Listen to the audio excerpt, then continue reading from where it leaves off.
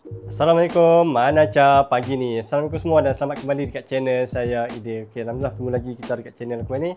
Alright gang, macam mana apa tengok tajuk aku ni, yang mana aku nak review dekat apa sebiji Toyota Silhouette daripada set Silhouette. Yang ni Toyota Mazda RX-7 FC Pandem. Dia yang nombor 4. Nombor 1, 2, 3, 5 aku dah review. Yang ni yang nombor 4, yang terakhir. Okey.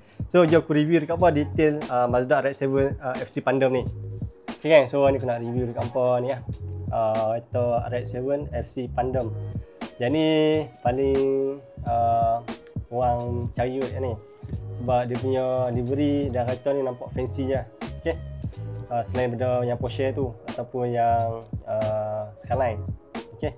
So first kali macam biasa aku tunjuk dekat apa, kita tengok dia punya blister cantik, tak ada crack, tak ada pecah. Ni aku beli set semua 5 biji kereta. Soft corner cantik, rear rider tayar getah. Lepas tu base busi metal-metal. Cantik saya ada sign lah kat sini, aku tak tahu sign apa ni. Lepas tu soft corner atas cantik, tak ada crack, tak ada urat, tak ada. J-hook pun cantik.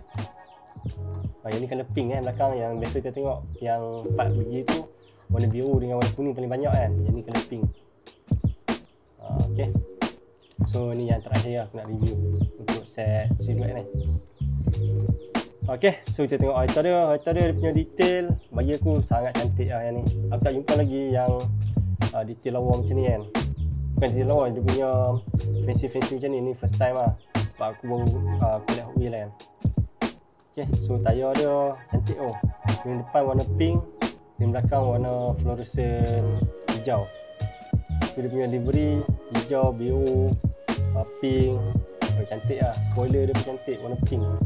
Ada tulis www.houseofbrick.com. Detail lampu ada, exhaust ada, bumper dia ada livery, lampu belakang ada livery, nombor plate ada tu. Yang ni tak pasti dia punya design apa, tapi ada livery lah tu, G-Tech dan IQ. Depan cantik, ada lampu grill warna kuning. Atas bonnet pun ada livery tu, rotor ataupun rotor 3 rotor RX-7 FC. Tu tulisan kecil. Ni ada lagi livery. Atas ada livery, bumbung dia. Cuma dia punya cermin tak nampak dalam lah. Dan dia ada cermin. So cermin belakang ada roll cage warna pink.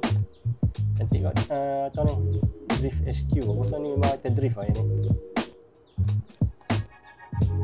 Buat item drift ni memang lawa ni Silhouette ni. Memang kena dengan dia punya kad. Yang ni memang item Silhouette lah bagi aku. Okay.